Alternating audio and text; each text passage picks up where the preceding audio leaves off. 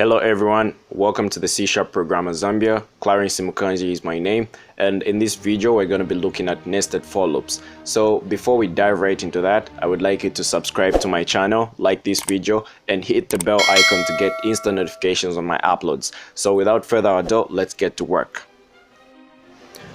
Let's say we have a situation where you and your sibling are going to be saying something. Okay, now let's be more realistic. Let's say your sibling is going to be saying hi and you're going to be saying mom. Okay, now every time you say hi, or let's say every time you say mom, your sibling should say hi at the end. So the number of times that you say mom is going to be increasing by 1. So when you say mom, your sibling should say hi. When you say mom, your sibling should still just say hi. Okay, so imagine that situation. If you write it down, obviously it would look, it would create a certain pattern, more like a staircase or something. So let's create a for loop that does that. Now, in order for us to do that, we're obviously going to be creating 2 loops. Okay, so the one inside is going to be the nested loop. So here we have something like this. Let's just do that. Okay, and we create our for loop here. So int, this is going to be your sibling. So let's say sibling is equal to 1, and we have let's say sibling, so this is our condition, so sibling should be less than 10. Okay, so we want our main loop to run 10 times, and actually it will run 9 because we haven't said less than or equal to. Remember that our value is 1 here. If it was 0 and we said less than 10, it would have run 10 times. So there we're going to say sibling plus plus. Okay, so sibling plus plus. Okay, after that we get into the body of our for loop. So here our sibling is saying, which one, mom or hi, anything. Let's say our sibling is saying hi. Let's do that. Okay, so here I guess let's just add our end line. So if we run this code, so let's wait for it to run, you're going to notice that we're going to have 10 highs. Okay, so our sibling is going to say hi 10 times. Now each time our sibling says hi, we want to say mom.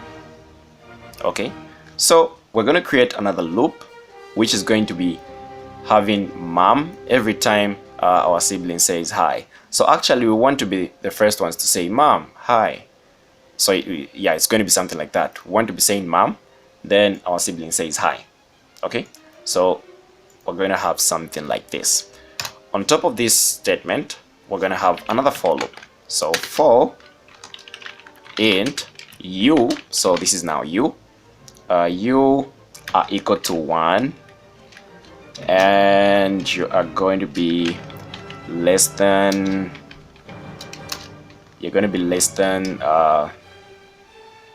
or equal to. So here you're going to be less than or equal to the number of times that your sibling says hi plus 1. Okay, so this is what we're going to do. Just try to get this, try to do this. So it will be 1 plus sibling. Okay, so you're going to understand this when we actually run our loop. Okay, so here we're going to say u plus, actually our u is like that, yeah, u plus plus. Okay, want to be increasing our u by 1. Okay, so from there we're gonna have our body for this loop. So this is our nested loop. I guess you can see that. Here we're gonna say cout, you're saying mom.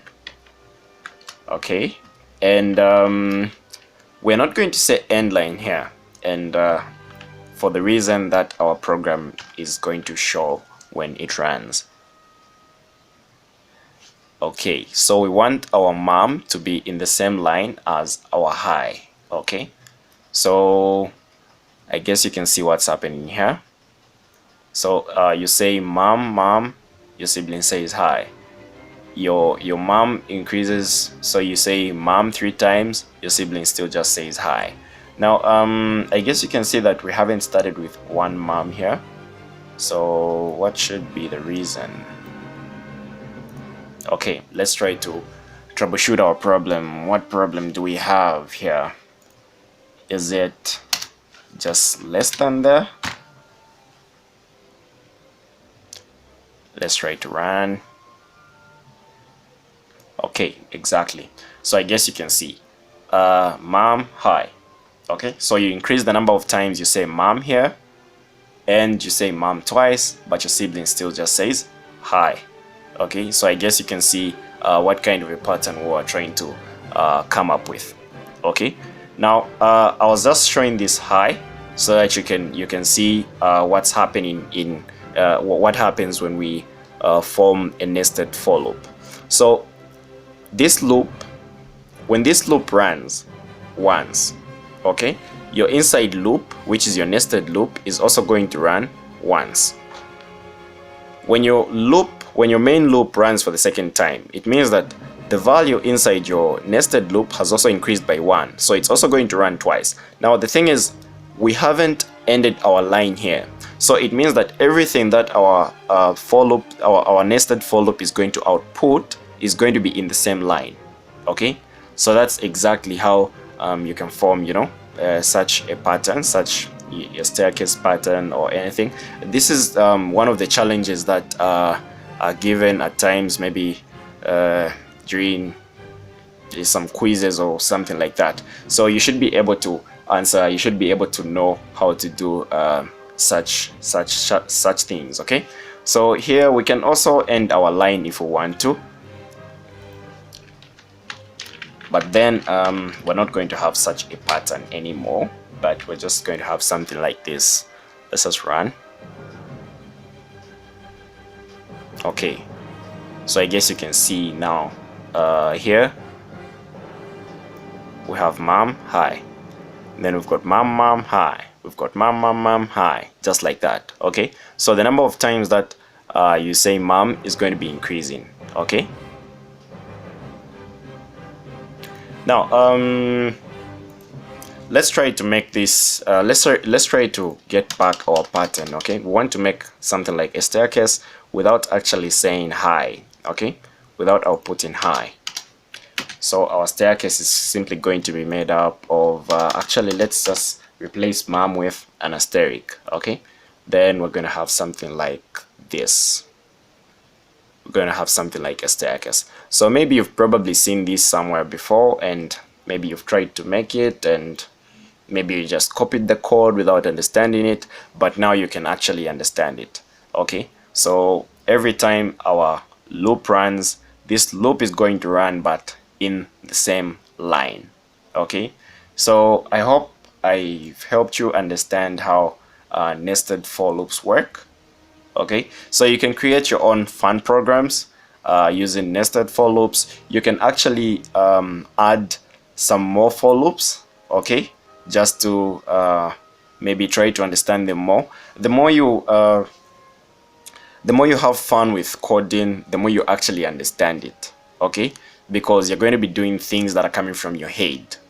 All right, so thanks guys for watching this video. I would like you to subscribe to my channel, hit the bell icon, and like this video as well. So see you in the next video. Thanks for watching.